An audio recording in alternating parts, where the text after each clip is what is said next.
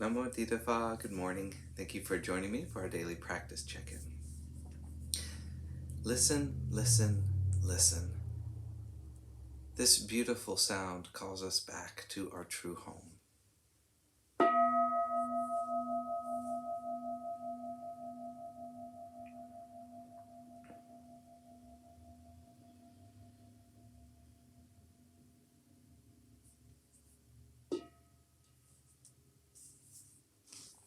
The second mindfulness training.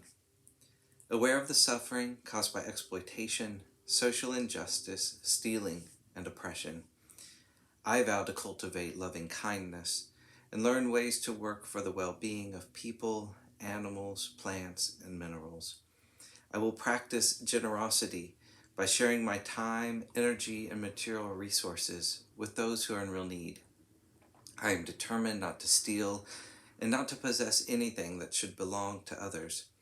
I will respect the property of others, but I will prevent others from profiting from human suffering or the suffering of other species on earth.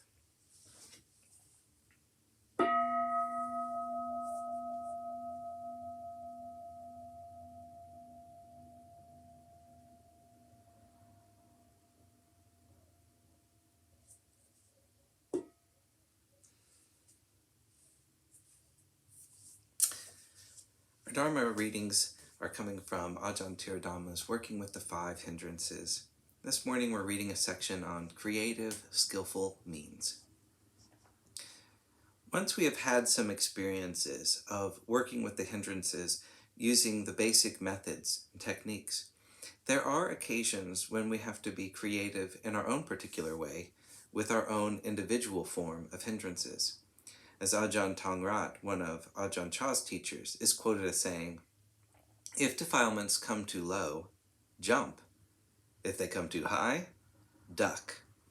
The teachers in the Thai forest tradition often mention using skillful means, upaya, in the development of meditation.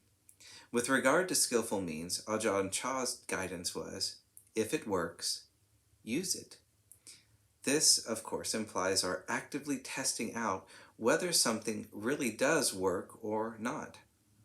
And sometimes a skillful method may only work for a limited time, since the ego is very clever at appropriating everything for its own self-preserving agenda. So we have to keep one step ahead of it, continually pulling out the rug from under its attempts to appropriate any skillful means which may threaten its existence. The Buddha has given us many profound and beneficial tools for working with the mind and all its activities, but sometimes we have to personalize them or adapt them to our own unique mental environment. While, generally speaking, all human beings have similar minds and mental states, at the more subtle level, we are all quite unique mental configurations. We are the only ones who can truly know our own mind. So we are the only ones who can truly know how to work with it. While making use of the rich heritage of skillful means from the Buddha and other teachers, as well as our own specialized ones, it is most important to keep in mind not to use them as simply an antidote to the hindrances. The real point of spiritual practice is to release the grasping at selfhood which the hindrances express, not to simply counteract them. Certainly, some reduction in their effect may be necessary initially in order to experience a level of calm and clarity which is able to investigate them with some thoroughness. However, the hindrances are symptoms of grasping, ignorance, and craving, and this requires the holistic medicine of wisdom and relinquishment, rather than merely temporary relief of the symptoms. Skillful means are for the benefit of investigating the hindrances in order to completely know them, what causes them, how they cease, and how they are totally resolved. The only true antidote is awakening to the ultimate nature of reality as it truly is.